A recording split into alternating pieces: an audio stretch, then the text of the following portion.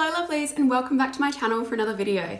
Today I'm coming to you with wet hair so I can show you how I style the bouncy waves that you might have seen in some of my other videos. If you like this video, go ahead and give it a thumbs up and subscribe if you haven't already, and let's get started. Before I get started with the styling part of this video, there are a few things that you're going to need if you want to recreate this look at home. So first of all, I'm going to use an old t-shirt, a hairdryer, straightening tongs or flat iron or whatever you want to call it, some sort of brush. I use a paddle brush because I don't currently have a round brush, but a round brush probably works better in this instance, although any brush you've got at home will do. A tail comb brush, particularly if you've got a fringe, some clips, a heat protector spray for your hair, and any other hair care items that you like to use. So I'm going to start right at the beginning for this tutorial. I style my hair after I've washed it. So the first step will be to wash your hair. Whatever way you wash your hair, I am sure is totally fine, but I will just explain quickly how I wash my hair because I find it works really well. So I like to shampoo my hair and then rinse it out, and then shampoo it again and then rinse it out. And then I pop the conditioner in and I'll leave it in there for a few minutes. And I don't know, shave my legs, wash my face, that sort of thing, just so that the moisture from the conditioner can really get in there for a little bit longer. And then I'll rinse it out. I find that that gets my hair really clean and lets it go just that bit longer without washing it again. As for the products I use to wash my hair, when it comes to shampoo, I don't think it's terribly important what shampoo you use. It's a good idea to look out for one that doesn't have any sulfates in it because that can be quite stripping on your hair, particularly if it's dry, damaged and brittle.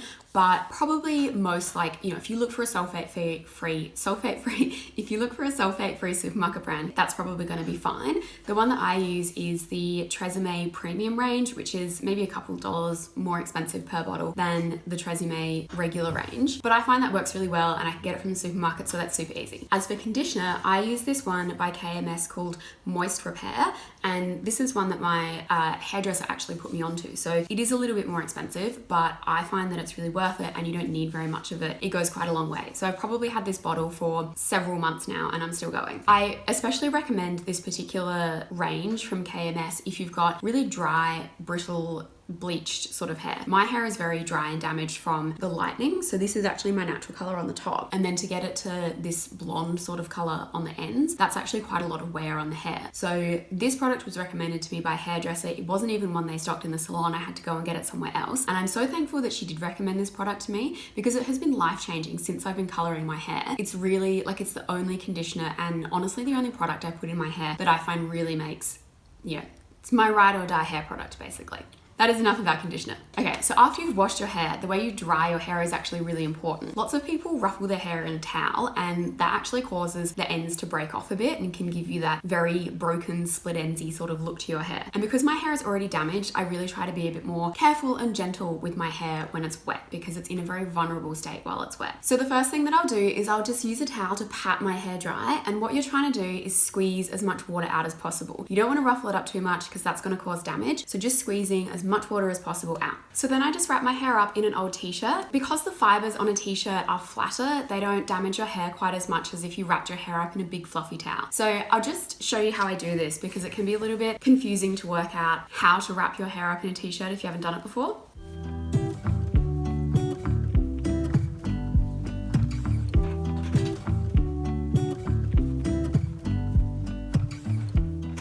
So just like that, and then I leave this on my hair for probably 20 to 30 minutes, just letting it dry as much as possible. It's a really tight wrap, so I can just go about my day and not really worry about it falling out too much, and it really does get a lot of moisture out. So once this has been on my hair for 20 to 30 minutes, I'll take it out.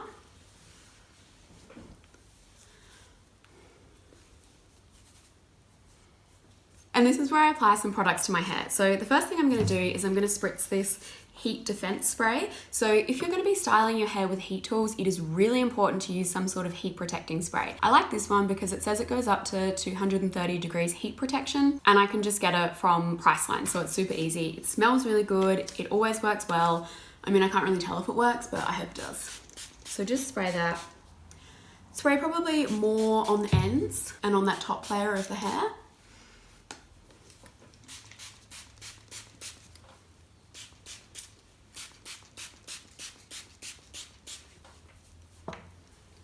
Get a bit in there.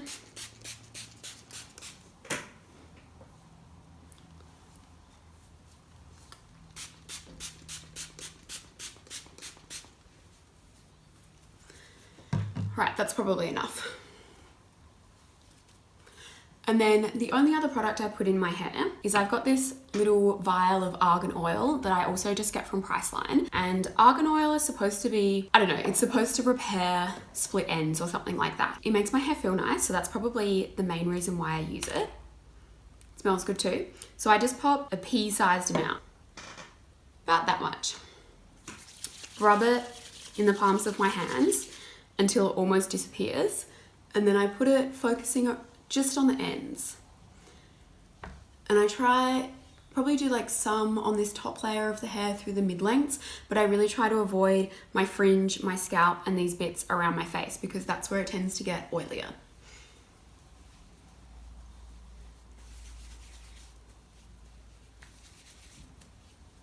Perfect. Now I'm ready to actually start styling my hair. Now I'm gonna blow dry my hair, and what I'm aiming to do with blow drying my hair is to get volume at the roots and to smooth down the hair cuticle over the lengths of the hair. So I've had my hair in the t-shirt for a bit, I've let it air dry for a little bit, so it's getting pretty dry now. I just like it to be not sopping wet when I start blow drying my hair, otherwise it takes forever. So I'm just gonna brush my hair and then pin it up into sections to make it a bit easier.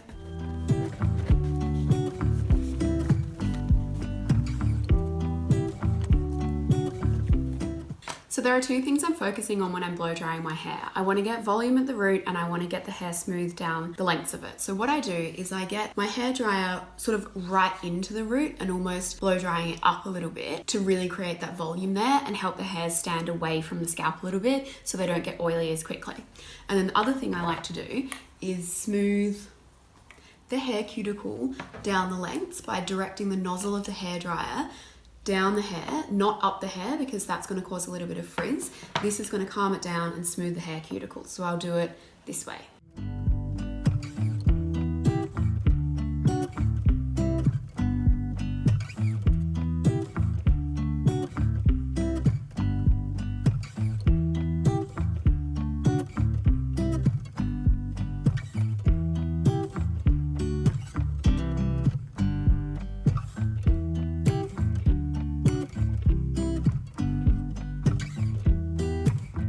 Now that my hair is dry, and I mean as dry as it can possibly get, it's finally time to start curling it. I find that if my hair is still slightly wet, then the curls will drop a lot sooner and I really don't get the best results. So I like to have it really dry. Some days I'll even just blow dry it most of the way and then I'll go off and do something else for a couple of hours before curling it, so I know that it's really, really dry all the way through. Okay, time to curl. To curl my hair, I'm going to be using my GHD straightener. I've had this one for probably 9 years now and it's still going strong, so I really rate these. They do still sell them, and I've used the newer ones recently as well, and I can recommend. They still curl just as well as these ones do. What I really like about this straightener is that it gets really hot, and I think a lot of people are worried about applying too much heat on your hair, and yes, it does cause damage, but with the technique that I'm going to be using today, it's only on that part of your hair for a fraction of a second compared with when you use curling tongs, for example, and it's on that piece of your hair for maybe 20 or 30 seconds before you release it. So it's quite different. For me, I like that the straightener is hotter because it means a stronger and more long-lasting curl. If you're having trouble curling your hair, it could be that the heat tools that you're using aren't hot enough to hold a curl.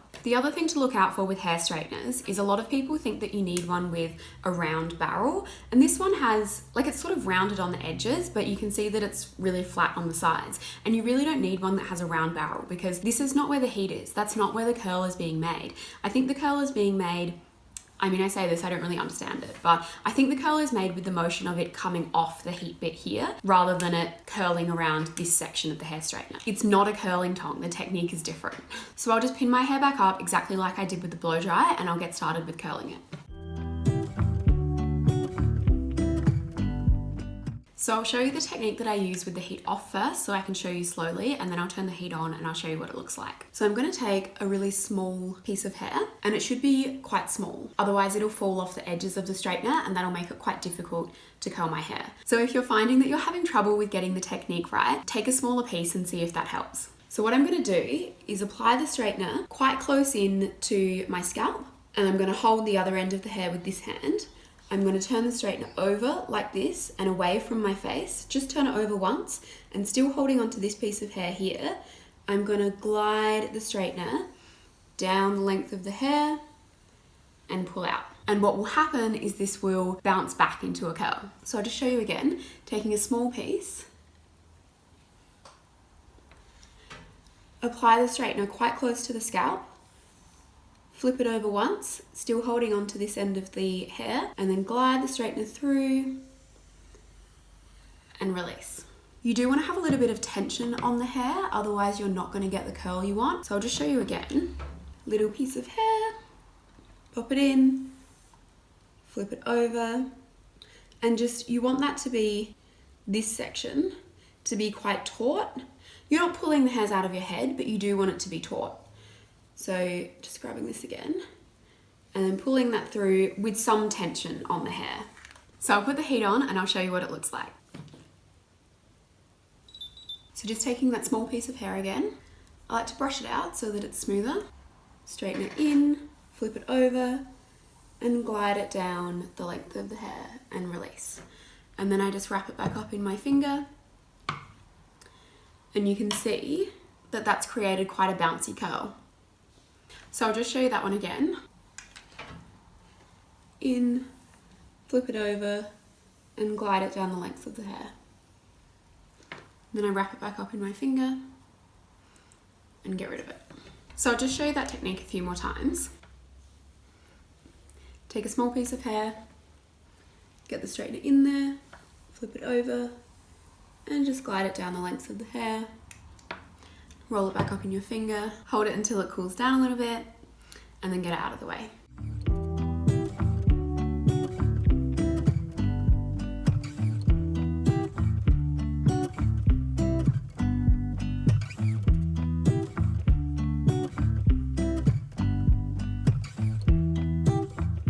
So you can see that these curls are quite bouncy. At the end, I'm going to brush them out and do a few things with them to make them appear a little bit more natural. So we'll leave them like this while they're cooling, and that's totally fine. This is one of the reasons why I love using a hair straightener rather than curling tongs, because I think you're less restricted in the types of curls that you can do. A hair straightener can take you from, old Hollywood waves all the way through to really loose, beachy, messy looking waves. If your hair struggles to hold a curl, there are a couple of other things you can do. You can roll the curl up,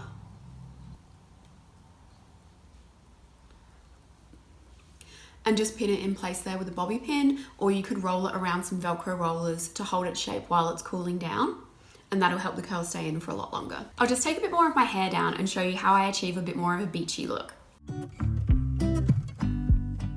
Alright, so if I were going for beachy waves, they're usually a little bit straighter on the end. That's sort of the key difference between really bouncy, round waves and beachy waves. So taking still a really small piece, and you're going to focus the straightening through the mid-lengths rather than the ends, and I'm going to pull it through the ends quite quickly.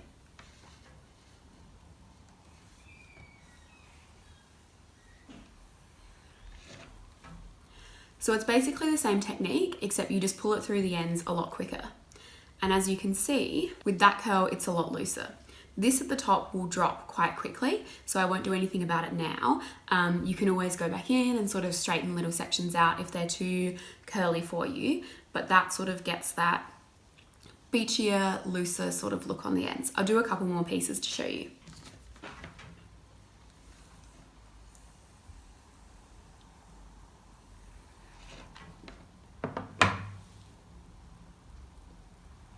And then as you can see, that's a much more natural, tussled, beachy wave. And that'll still drop a little bit, but that's a very nice look actually. Maybe I should have done beachy waves today.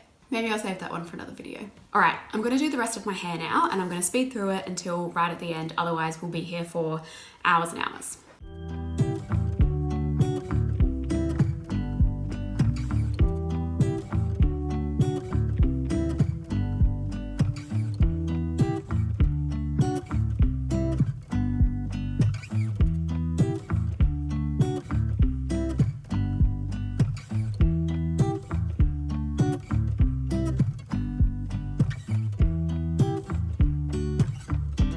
So I've just got to the very last layer of my hair, and this is where I want to spend the most time to create really nice curls because it's going to be the most visible.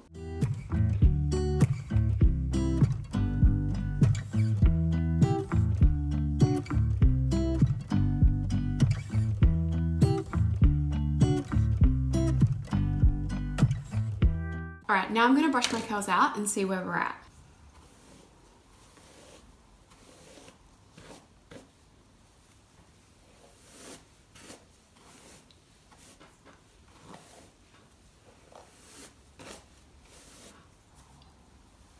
As you can see, these are very round curls, and I'll probably leave them like that because they'll drop over the next few hours and look really nice. But if you wanted to go for a more beachy look, or you wanted to tone it down a little bit, you can actually go back in with your straightener and just straighten out, you know, those ends to give it a more beachy sort of look. And anywhere that's maybe a little bit too tightly curled for your liking, you can just go back in with the straightener and either straighten it out a little bit to relax the curl, or curl it up if you miss somewhere and it needs to be a little bit more curly. You can also use a texturizing spray or a hairspray to give your hair a little bit more volume, but I would recommend don't come from the top with any kind of product, come underneath with any kind of product, because it's going to weigh down your curls a little bit, and definitely use it sparingly. Hairspray can be really good for holding a curl, but if you use too much of it, it'll weigh the curl down and it'll have the opposite effect to what you're looking for. You can also spritz a bit of dry shampoo at the root to give it more volume if you've got finer hair, and anything with oils or anything that's, you know, smoothing or sleeking or something like that is going to cause your curls to fall out. So I would steer clear of that if you're going for a curled look. That's all for today, lovelies. If you like this video, go ahead and give it a thumbs up and subscribe if you haven't already. Thank you so much for watching, and I will see you back here with another video soon.